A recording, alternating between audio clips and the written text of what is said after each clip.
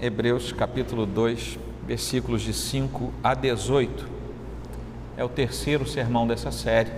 Esperamos no Senhor que seja de grande bênção para nós. Os Hebreus falam sobre Jesus. Jesus como homem, sacerdote, o próprio sacrifício, o altar.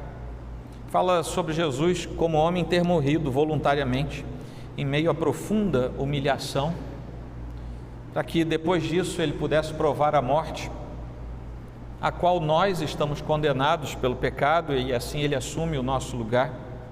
Só que ele foi condenado sem nunca ter pecado. Mas ele também tem um papel como Rei e Senhor na nossa vida, nessa caminhada, que nós descobrimos porque ele próprio nos mostrou. Ele ressuscitou dentre os mortos e assumiu o seu lugar de primazia. E quando ele faz isso, ele se coloca como nosso irmão. Foi isso que eu li no versículo 11. Pois tanto que santifica, como os que são santificados, todos vêm de um só. É por isso que Jesus não se envergonha de chamá-los de irmãos. E ele passa então a nos tratar como irmãos. A despeito daquilo que nós somos diante de Deus os irmãos de Cristo, co-herdeiros de tudo aquilo que Ele nos deu.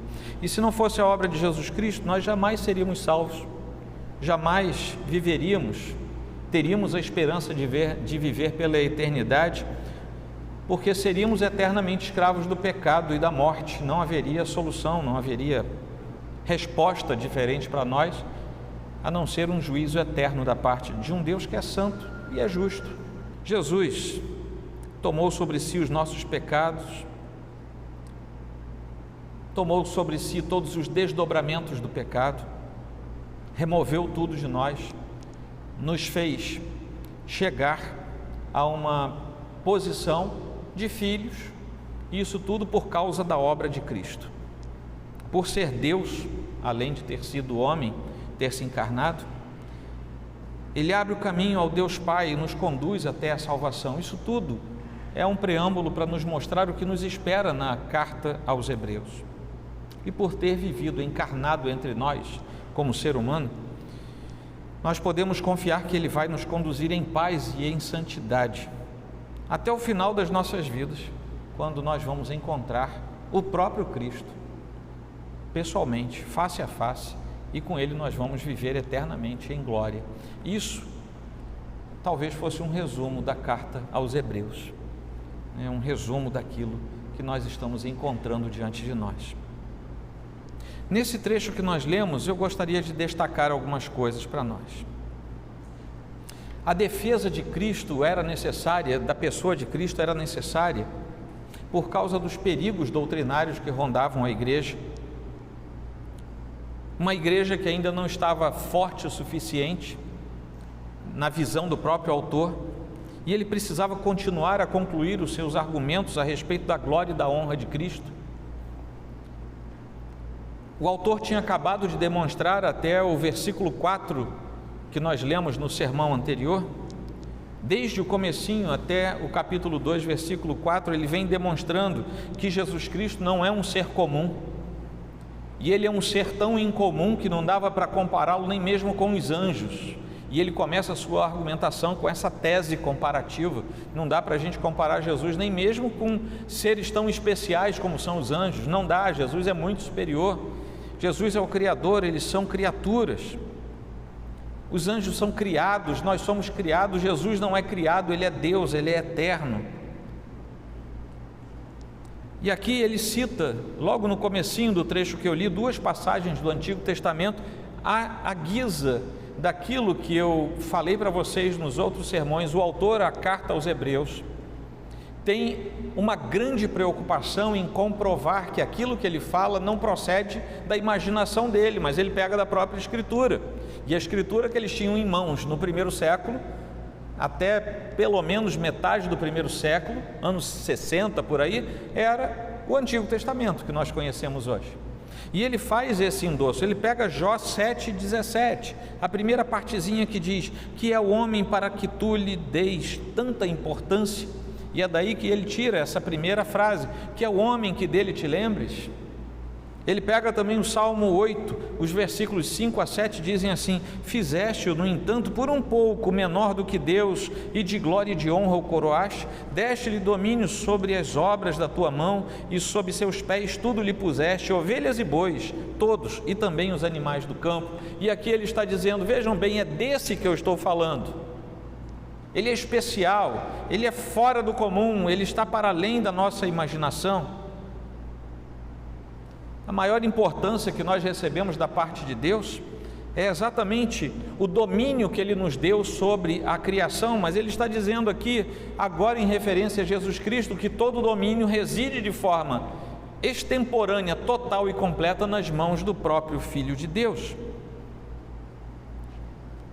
E esse domínio que Deus nos dá sobre a criação, na verdade, é o corolário da manifestação que seria feita do próprio Filho de Deus, que um dia seria encarnado e seria semelhante a nós, à exceção do pecado. Ele passaria por coisas naturais como nós passamos.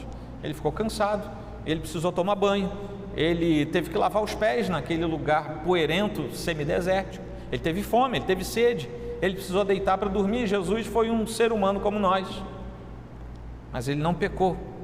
E ele prossegue aqui nos versículos 8 e 9, aplicando essas duas passagens a Jesus Cristo. Ou seja, o que o autor faz é ir lá no Antigo Testamento, pegar duas passagens que, quando você lê no seu contexto lá do Antigo Testamento, você não necessariamente atribui aquelas passagens a Jesus Cristo, mas inspirado pelo Espírito Santo, agora o autor aos Hebreus diz: aqueles autores lá do passado estavam falando do Filho de Deus, que agora já foi encarnado.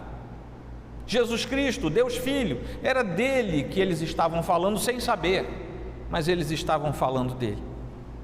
Falava do Messias, mesmo que numa primeira leitura, a leitura direta daqueles textos fosse para algum ser humano, para alguma coisa que estava acontecendo. O autor aos Hebreus diz, no fundo estavam falando do Messias.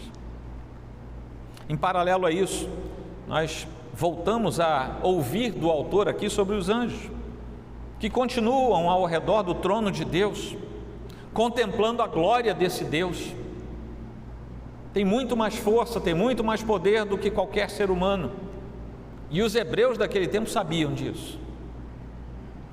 Mas Deus resolveu dar ao homem e não aos anjos o domínio sobre a criação.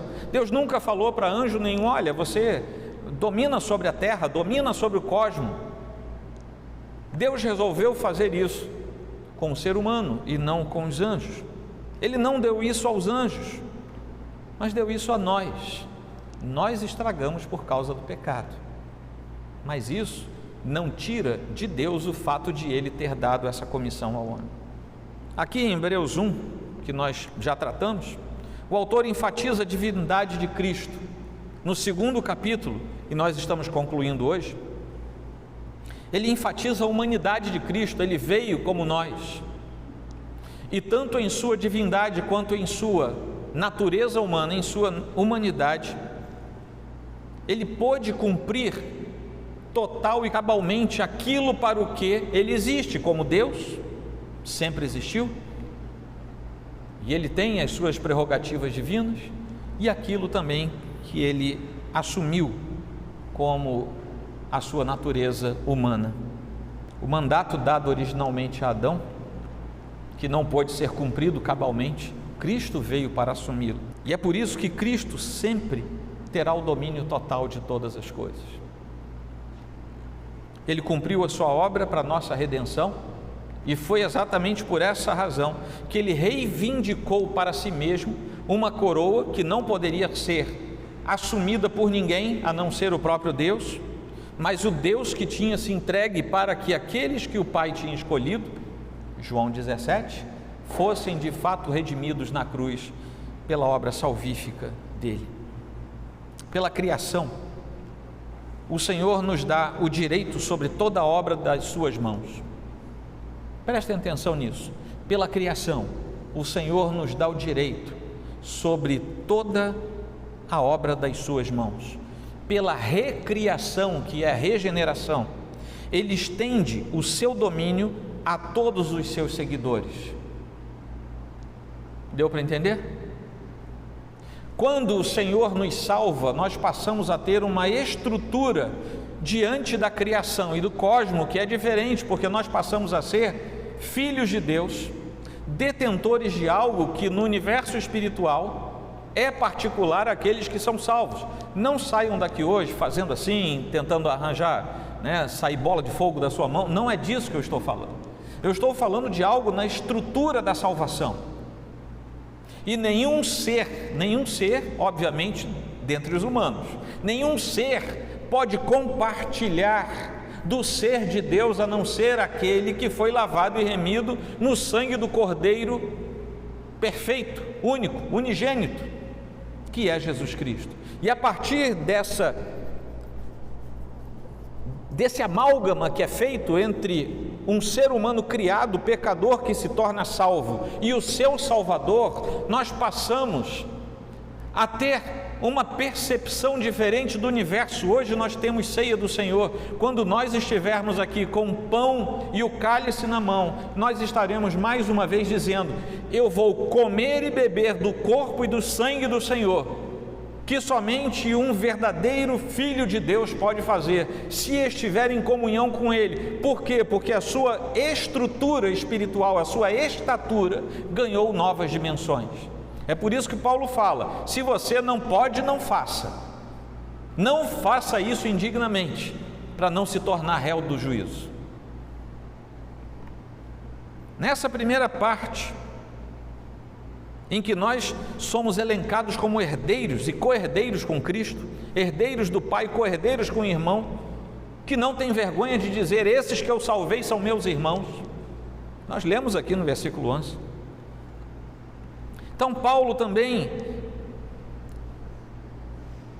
cita, quando ele chega lá em 1 Coríntios 15, em Efésios 1, ele cita também o Salmo 8, versículo 6, e dá a sua interpretação também para esses textos. Os textos dizem assim respectivamente: porque ele sujeitou todas as coisas debaixo dos seus pés. Isso é 1 Coríntios 15, 27. E Efésios 1, 22 diz assim: e sujeitou todas as coisas debaixo dos pés de Cristo. Quando Paulo cita essas duas referências, ele está citando a mesma referência que o autor aos Hebreus citou. E nesses dois escritos paulinos, e em Hebreus também, aparece uma palavra que é fundamental para entendermos isso. Essa palavra é o verbo sujeitar. Ele sujeitou todas as coisas. Depois vem Efésios: e sujeitou todas as coisas debaixo dos pés de Cristo. E nós vemos aqui que ele sujeitou todas as coisas. E nesse momento em que Cristo, sabendo o que faz, sujeita todas as coisas debaixo dos seus pés, que é uma forma de expressão que nós temos na literatura hebraica e também na grega, que quer dizer que tudo que está debaixo dos seus pés, você já viu, dependendo da versão, é por escabelo dos seus pés ou por estrado dos seus pés, quer dizer está lá embaixo, eu estou em cima, o que quer dizer que eu tenho toda a autoridade sobre aquelas coisas, eu tenho toda a autoridade sobre aquilo. De vez em quando alguém tenta fazer isso, você vai para uma entrevista de emprego, aí alguém arranja uma cadeira bem comunzinha para você na frente da mesa, a mesa é grandona, e o sujeito senta numa cadeira alta lá do outro lado. Vocês já viram isso por aí? Aí ele fica te olhando de cima para baixo. O que é isso? Ele está dizendo, com gestos, com colocações: eu aqui tenho autoridade, eu vou entrevistar você, eu tenho autoridade para dizer sim ou não. Antigamente isso era mais intenso, hoje está menos, porque pega muito mal esse tipo de coisa. Mas Hebreus endossa os outros textos, endossa o Antigo Testamento, quando nos permite ver que todas as coisas estão sujeitas ao nosso Senhor e Salvador Jesus Cristo. Até que ao longo do versículo 9, o autor dá a sua interpretação dos textos do Antigo Testamento, quando ele fala que tudo falava de Cristo, tudo falava de Jesus Cristo, tudo falava do Messias,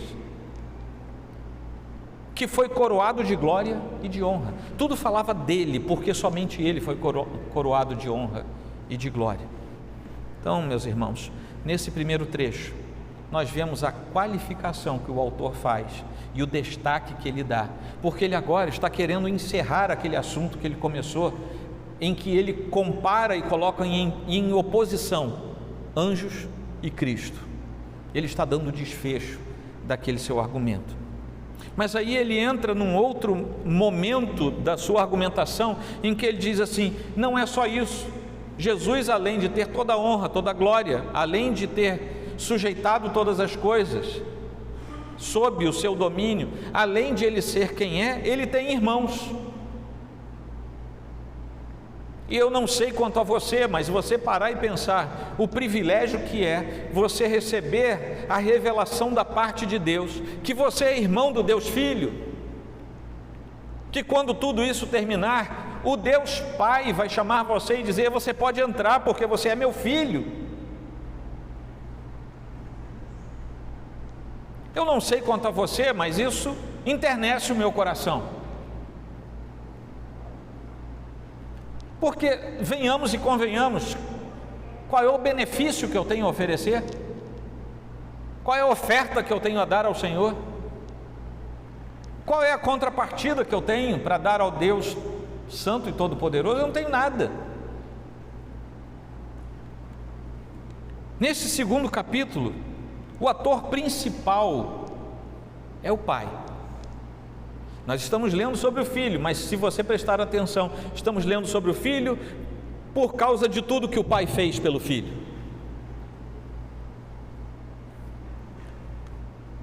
O Pai é testemunha, está lá no versículo 4. Também Deus testemunhou juntamente com eles, testemunhou com os profetas, testemunhou com tudo que acontece ao longo da história da revelação. O autor diz aqui: até Deus o Pai testemunhou do jeito dele, porque ele é Deus, ele testemunhou com milagres, com maravilhas, com coisas sensacionais, porque ele é Deus. Foi ele quem sujeitou todas as coisas ao Filho. Todas as coisas sujeitaste debaixo dos seus pés. Versículo 8. Ele aperfeiçoou por meio do sofrimento o próprio autor da salvação. Está lá no versículo 10. Tadinho de Jesus, ele veio e sofreu tanto. Essa era a sua obra, e obra vicária, que o Pai o enviou a fazer por nossa causa, a fim de que não fosse conosco aquilo que ele próprio padeceu. Nós sabemos que Jesus Cristo é o autor da salvação, e isso é muito reforçado nesse texto de Hebreus, mas em toda a Escritura nós vemos isso, de modo bastante claro. Aqueles que creem nele para a salvação. Aqueles que rejeitam Jesus para a perdição. E Jesus, dessa forma, cumpre aquilo que foi proposto desde a eternidade pretérita, conduzindo os eleitos à presença do Deus que também é eterno.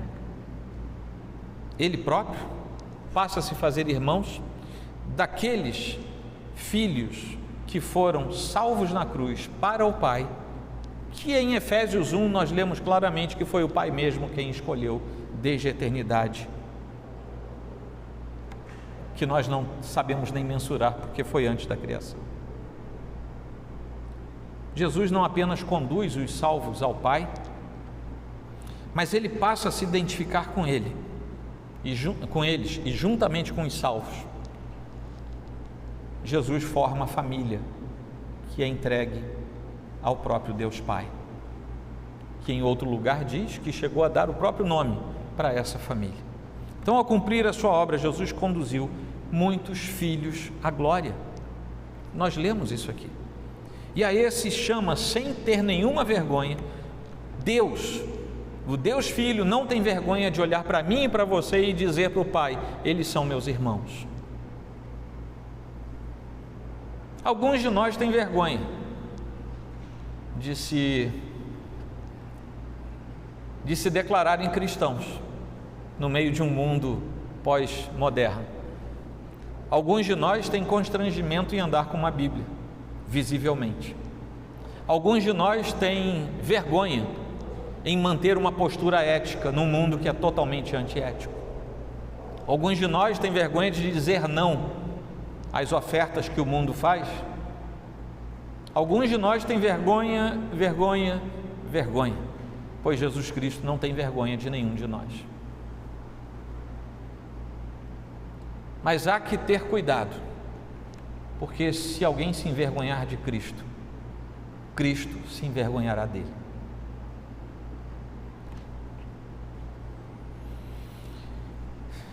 Então ele nos entrega ao Pai, louvando a Deus e declarando o nome do Senhor aos seus irmãos no meio da congregação. Vejam bem, essa é a estrutura pela qual o Senhor nos faz crescer, fazendo com que nós sejamos guiados em louvor ao Pai no meio da congregação. Não é no meio da rua, não é no YouTube, não é em alternativas, é no meio da congregação. E eu vou dizer para vocês por quê. Porque há determinadas coisas que só acontecem na congregação. A ceia do Senhor é só na congregação. Tenham misericórdia de si mesmos e não participem de ceia pela televisão.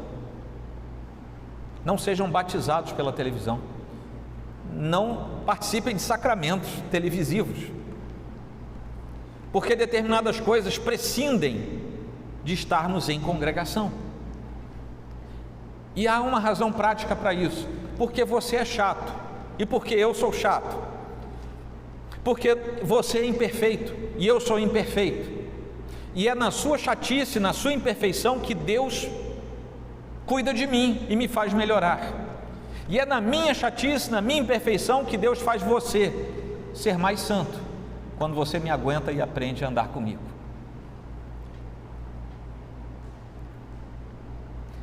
É nos nossos defeitos, é nos nossos percalços, é nas nossas dificuldades que Deus nos ensina e nos ajuda a suportar uns aos outros no amor de Cristo. Como é que eu vou suportar alguém que não anda comigo, se eu não andar em congregação?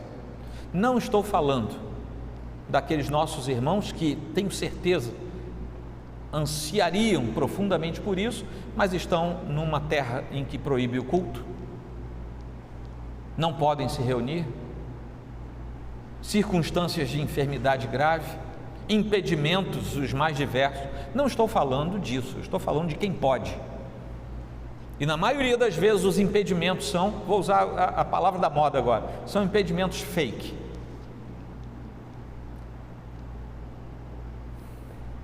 Porque, meus irmãos, eu li uma história há pouco tempo atrás de um pastor batista do Kentucky, e ele recebeu um bilhete. Aliás, uma irmã que foi batizada por ele na igreja, ele conta essa história, enviou um bilhete para a produtora daquele filme A Paixão de Cristo, do Mel Gibson. E nesse bilhete disse assim: olha, é bem provável que vocês não se encontrem com ele, mas se alguém se encontrar com Mel Gibson, diga a ele que eu sou uma senhora de 74 anos e que eu assisti aquele filme, eu fiquei tão chocada que eu procurei uma igreja, me converti e me batizei. Aí ele conta a história, né? Era o pastor assinando a história. Tem assinatura, tem o nome da igreja, eu acho que é uma história verdadeira, né? E ele disse que foi o seguinte: aquela irmã, né, nesse evento, ficou tão chocada com as cenas do filme, vocês já devem ter assistido, que ela saiu do cinema, ela assistiu no cinema, saiu do cinema e fez contato com a família toda. Ela já era uma senhora, filhos, nora, neto, todo mundo que estava na faixa etária, ela obrigou a ir ao cinema. Eu não sei como é que ela fez isso, mas ela fez, estava lá no relato. Chegando ao cinema, a metade do cinema era a família dela, né? Que ela forçou a ir ao cinema para ver o filme. Ela precisou levantar, não sei se era para ir ao toalete, não sei o que foi, eu sei que o cinema escuro, ela rolou por aqueles degraus do cinema e ficou meio machucada, tal, todo mundo querendo levar para o médico. Não, vamos assistir o filme. E ficou até o final, assistiu o filme. Depois ela fez uma espécie de resumo do filme e perguntou para todo mundo como é que estava a vida com Cristo. Você, como é que está? Você, tal. Ou seja, ela deu uma ali de assessora direta do Senhor Jesus, né? Todo mundo deu lá a sua opinião, não sei quais foram as opiniões pessoais, mas aí convenceram essa senhora, esqueci o nome dela, estava lá o nome dela, a ir ao médico, e constataram 3 costelas quebradas, e mais algumas escoriações, que foi daquele tombo que ela levou. Era noite de sábado, alguém ligou para o pastor, porque ela ia ser batizada no dia seguinte, né? Foi uma reviravolta lá na vida dela, ela quis se batizar rápido depois que assistiu o filme. Aí o pastor disse: minha irmã, a gente remarca de jeito nenhum, eu vou batizar amanhã, e eu sei que ela foi se batizar, você sabe, nossos irmãos batistas batizam por imersão, que é um pouco mais complicado nessa situação do que o nosso, que é por aspersão.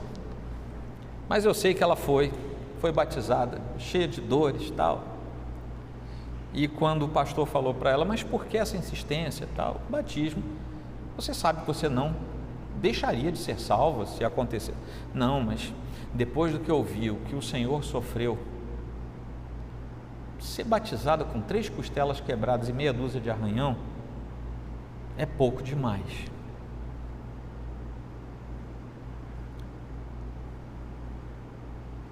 Quando nós olhamos os descritivos bíblicos do que o Senhor fez por nós, poucos de nós param para pensar naquilo que o Senhor fez. Poucos de nós param. É como se fosse uma história distante. A gente lê a história de Davi matando Golias, vira uma página, acabou a história.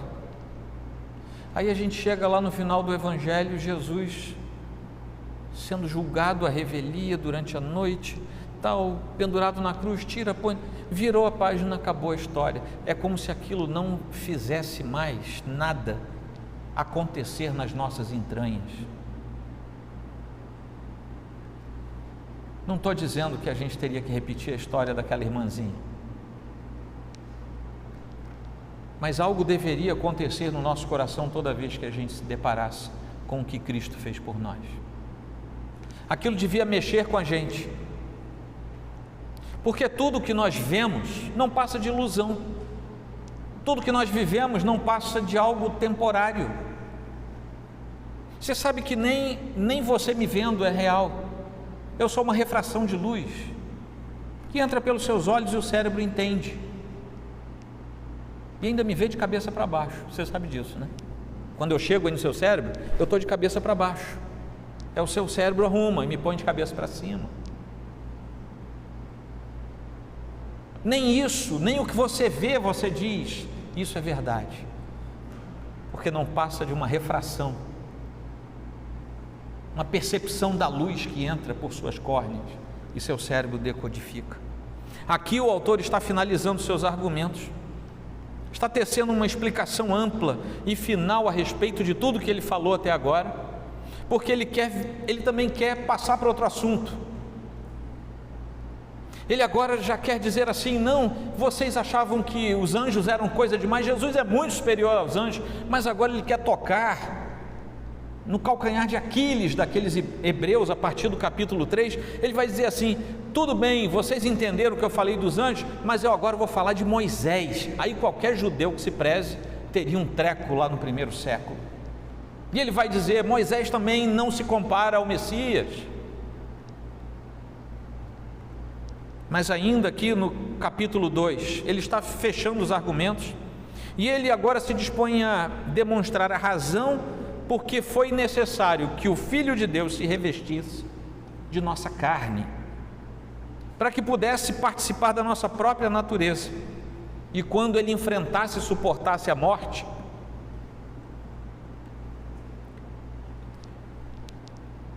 ele adquirisse para si algo que já era dele, mas que ele estava dizendo agora para que todo o universo espiritual soubesse: eu tenho agora a chave, o poder está nas minhas mãos, porque eu venci a morte, e aqueles que estavam mortos em seus delitos e pecados poderão ter vida, porque eu conquistei o direito de dar a vida, não apenas porque sou Deus, mas porque eu sou o sacrifício que Deus aceitou, eu sou o altar onde esse sacrifício foi posto, eu sou o sacerdote que oficiou tudo isso, eu sou o único que poderia fazer isso. Eu assumo, eu ponho tudo debaixo dos meus pés, eu tenho toda a autoridade e eu digo, agora eu tenho o direito de dar vida a todo aquele que o Pai escolheu lá atrás na eternidade pretérita. Eu vou dar vida a todos aqueles que são do Pai e vou entregá-los não só vivos, mas perseverantes naquele último dia. Houve um bispo da cidade de Alexandria chamado Atanásio. Não é de bom tom colocar esse nome no seu filho, ele já passou de moda, né? Atanásio. Mas é bastante significativo. Foi um grande bispo da igreja do século IV, na importantíssima cidade de Alexandria. E ele tem um documento chamado Quicunque Vult, que é o credo atanasiano ou credo de Atanásio. E tem uma formulação doutrinal ali muito interessante a respeito de Cristo. Nos artigos de 30 a 34 ele diz assim: a pureza da nossa fé consiste, pois, em crer ainda e confessar que nosso Senhor Jesus Cristo, Filho de Deus, é Deus e homem. Isso desde o começo da cristandade. Houve debates homéricos, mas ganha a ala fiel ao Senhor, a interpretação bíblica. E nos principais credos da cristandade, nos principais documentos, Deus e homem coexistem com suas duas naturezas no ser de Jesus Cristo. 31 é Deus, falando de Jesus, é Deus, gerado na substância do Pai desde toda a eternidade. É homem, porque nasceu no tempo da substância da sua mãe. 32, Deus perfeito e homem perfeito, com alma racional e carne humana. 33, igual ao Pai segundo a divindade, menor que o Pai segundo a humanidade. E o último que eu separei aqui, e embora seja Deus e homem, contudo, não são os dois, mas um só, Cristo. É desse Jesus que 4 séculos antes, 3 séculos e meio antes, o autor aos Hebreus estava falando. E aqui nós temos não apenas a confirmação da natureza humana de Jesus, por isso que eu falei, o autor precisou defender que Jesus era Deus e que Jesus era homem, a fim de defender a sua glória e a sua honra, para que todos entendessem que não estavam falando de um ser etéreo, mas era um ser concreto, que andou entre nós.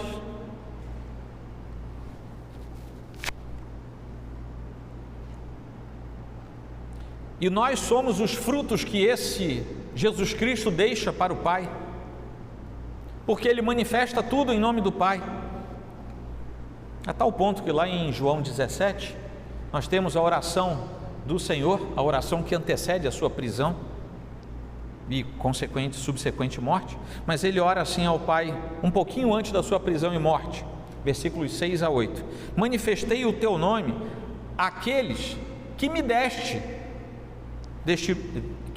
do mundo, eram teus, tu os deste a mim, e eles têm guardado a tua palavra. Agora eles reconhecem que todas as coisas que me tens dado provêm de ti, porque eu lhes tenho transmitido as palavras que me deste, e eles as receberam, verdadeiramente reconheceram que saí de ti e creram que tu me enviaste. Naquele domingo que antecedeu a morte do Senhor, que nós chamamos de domingo de Ramos, a morte durante a semana e a ressurreição no domingo seguinte, portanto domingo de Ramos, Jesus entra em Jerusalém e ele entra lá para sentenciar o mundo espiritual. Ele não entra apenas para passear em Jerusalém, ele não vai apenas para participar de uma ceia de Páscoa, como ele fez naquela quinta-feira. Mas ele entra para sentenciar ao mundo espiritual e a propagar a toda a criação que chegou o momento de este mundo ser julgado e agora o seu príncipe será expulso. Isso nós lemos em João 12:31. Essa foi a missão de Jesus quando ele entra em Jerusalém. E neste ponto, o texto de Hebreus já está desenvolvendo aos poucos, porque aparece aqui, já aparece no final desse capítulo, a doutrina do sumo sacerdócio de Jesus Cristo. Ele apresenta Jesus, Deus, Jesus homem, e agora começa a nos dar uma pista. Ele é o sumo sacerdote, especial, perfeito, eterno. Tudo que ele mediar diante do Pai será mediado, tudo que ele sacrificar vai ser sacrificado, vai ser aceito. Ele é o sumo sacerdote. E ele conclui tudo isso, demonstrando os frutos da obra de Cristo em suas duas naturezas. Ou seja, com isso ele vai nos demonstrar que destruir o poder do diabo, como está ali no versículo 14, livrar os que estavam sujeitos à escravidão, versículo 15, socorrer os descendentes de Abraão, versículo 16, tornar-se semelhante aos seus irmãos, versículo 17, era tudo parte de uma grande obra que Cristo estava fazendo e deixando como fruto para a glória de Deus Pai. Embora o texto diga, Jesus Cristo, o Messias, é cheio de honra e glória, Jesus está fazendo tudo isso para a glória de Deus Pai. No final do versículo 17, ele mostra a finalidade de tudo isso, porque diz assim: para ser misericordioso e fiel sumo sacerdote nas coisas referentes a Deus, e para fazer propiciação pelos pecados do povo. Para que é que ele fez tudo isso? Destruir o poder do diabo, livrar os que estavam sujeitos à escravidão, socorrer os descendentes de Abraão, tornar-se semelhante a seus irmãos. Para essas duas coisas, para ser misericordioso e fiel, sumo sacerdote nas coisas referentes a Deus. E segunda coisa, para fazer propiciação pelos pecados do povo. O próprio autor diz: para que Jesus enfrentou tudo aquilo? Para que Jesus deixou aqueles frutos? Isso será confirmado depois, lá no capítulo 5, quando nós chegarmos lá a gente vai ver melhor. Quando, inspirado pelo Espírito Santo, o mesmo autor vai dizer o seguinte, versículo 10 do capítulo 5, que depois de tudo isso, Deus o nomeou sumo sacerdote, e na sequência, lá no capítulo 6, ele vai dizer ainda que Jesus entrou no santuário que fica atrás do véu, onde Jesus, como precursor, entrou por nós, entrou em nosso lugar, porque nós não poderíamos entrar, tendo se tornado sumo sacerdote para sempre. Está no capítulo 6, versículos 19 e 20. É disso que do versículo 5 ao 18 o autor está nos falando. Até aqui Hebreus está nos contando uma história que começa com a criação perfeita de Deus, mas que sofreu um revés, aquilo que nós chamamos em teologia de queda. Só que existe uma perspectiva de conserto que é deixada pelo próprio Deus, e essa perspectiva de conserto se chama redenção. Prestem bem atenção nisso, porque nós precisamos ser rememorados sobre isso, e quem não tem a garantia no seu coração de ser filho de Deus, precisa internalizar isso, e quem sabe, ser também encaixado na cruz como um dos filhos de Deus. Aí não é com a gente, é com o Senhor. Por isso Jesus precisou entrar na morte, para que a morte fosse destruída por Ele, e a vida fosse restaurada aos pecadores que estavam longe de Deus. Esse caminho precisou ser feito. A história de Hebreus é a história da redenção, e essa história só vai terminar no mundo do porvir, porque Jesus, Ele, o Senhor Jesus, embora já tenha sujeitado todas as coisas, nós, versículo 8, ainda não vemos todas as coisas a Ele sujeitas. Nós sabemos, mas ainda não vemos. Sabemos de tudo, mas ainda não vemos tudo. E o autor vai nos falando tudo isso. Nos capítulos finais dessa carta, nós teremos novas surpresas, porque o autor vai confirmar na sua carta que, palavras da Escritura, Cristo, tendo se oferecido uma vez por todas para tirar os pecados de muitos, aparecerá segunda vez, não para tirar pecados, mas para salvar aqueles que esperam por Ele. Capítulo 9, versículo 28. E nos diz a razão de tudo isso. Suportarmos tudo em Cristo. Por que suportamos tudo em Cristo? Porque de fato não temos aqui cidade permanente, mas buscamos a que há de vir. Está no último capítulo, versículo 14. Meus irmãos, vai chegar um dia em que nós vamos estar diante de um mundo que ainda não vimos. Nós cremos nele, mas ainda não vemos. Assim como cremos que Jesus sujeitou todas as coisas, mas não vemos tudo que foi sujeitado a Ele. Nós cremos no mundo que o Senhor foi preparar para nós, mas ainda não vemos esse mundo. Todas as coisas serão restauradas na plenitude por esse mesmo Cristo, seu eterno favor, a sua dignidade plena, que Ele distribui para nós como seus filhos. No caso de Jesus, como seus irmãos, Ele nos chama de irmãos. O domínio especial e correto sobre toda a criação, tudo será restaurado. E um detalhe interessante, não vai ser exatamente como no Jardim do Éden, mas vai ser muito melhor. A criação restaurada será melhor do que a primeira criação, porque toda a beleza que foi apreciada por nossos primeiros pais lá no Éden foi enorme, foi indizível, mas foi perdida, porque eles mesmos a perderam.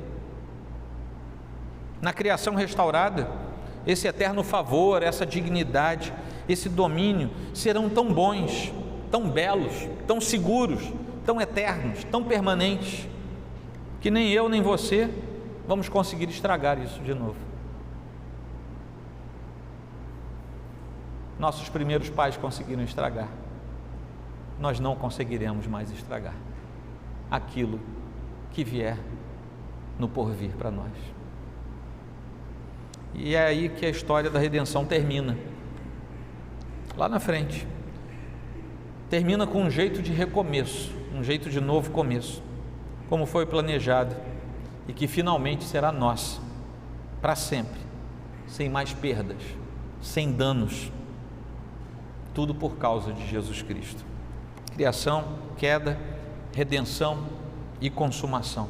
Aí está a nossa história completa diante de Deus. A minha e a sua história estão encaixadas nesses 4 atos de Deus. Tudo que nós experimentamos e vivemos está nesses 4 atos de Deus. E o que Hebreus nos dá de mais precioso ao longo do seu texto é uma advertência para não perdermos o fio da meada. O tempo todo Hebreus nos adverte: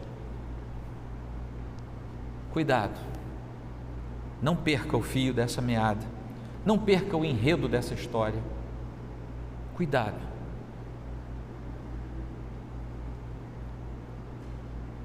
Se a trama for perdida, a pessoa se torna escorregadia, ela se torna dura, ela perde o interesse em estar com os irmãos, ela se faz esquecida das coisas de Deus, ela se faz esquecida da história de Deus. Mas a história continua, meus irmãos, mesmo que alguns não estejam mais nela, ou que alguns nunca entrem nela. A história continua. A história da redenção não para, porque quem conta essa história é o próprio Deus. Então, o que fazer se a gente perde o fio da meada, vamos dizer assim, se a gente se distrai nesse mundo? Como manter a lembrança da grande história?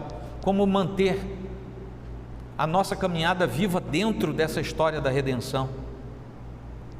Diante de tantas coisas que acontecem, de tantos solavancos do mundo, de tantas circunstâncias adversas, de tantas lutas, como é que nós vamos nos manter? Tem aquele livro do Francis Schaeffer, Como Viveremos? Como é que a gente vai viver se a gente perder o fio dessa meada? Só tem um jeito de manter a nossa firmeza, é nos tornando cada vez mais firmes na lembrança de que Jesus socorre a descendência de Abraão, como nós lemos aqui hoje, demonstrando que mesmo com a nossa fragilidade, Ele é o socorro bem presente da parte do Senhor para a nossa vida. Ele é aquele que nos promete estar conosco até chegarmos ao final de tudo. A história vai chegar ao final e nós vamos chegar junto com Ele para o fim da história. E isso é confirmado no final, lá no verso 18: pois naquilo que Ele mesmo sofreu quando foi tentado, é poderoso para socorrer os que são tentados em tudo. Nós temos um Cristo, um Senhor, que pôs tudo debaixo dos seus pés, assumiu toda a glória e toda a honra e todo o poder, é o detentor da salvação, nos entrega como salvos ao Pai, e aqui ainda diz: Ele andou entre nós e sabe o que cada um de nós passa. Pois entenda que é exatamente por isso que Ele é poderoso para socorrer todos nós, porque todos nós somos tentados. Amém? Que Deus nos abençoe, fale ao nosso coração e nos guarde. Eu não sei em que circunstância você entrou aqui hoje, mas eu sei quem é o Senhor dessa igreja. Eu sei quem é o Senhor que inspirou esse texto aos Hebreus. E eu sei que o Senhor continua dizendo: você está sofrendo sozinho porque quer. Eu estou aqui, eu tenho todo o poder para socorrer quem é tentado, eu tenho todo o poder para salvar quem está perdido, porque tudo está debaixo dos meus pés. Jesus continua dizendo isso.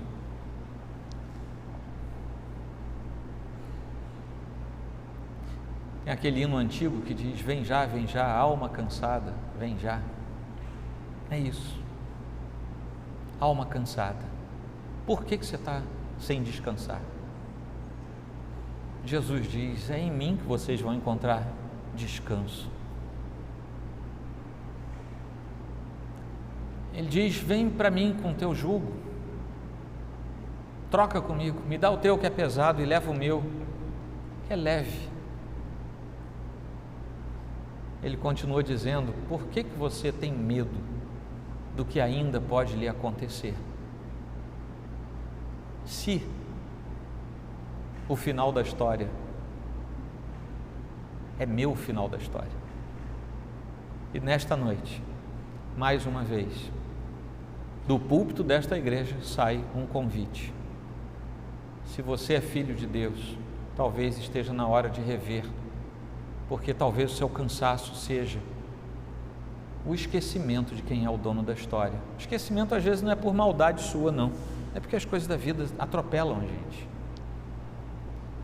Mas se você não é filho de Deus, não tem a convicção da salvação, hoje continua sendo um tempo aceitável. Como eu não sei quem é que o Senhor escolheu lá na eternidade, o meu trabalho é sempre dizer: vem, alma cansada, vem já. Vamos orar, inclina a sua fronte, por favor.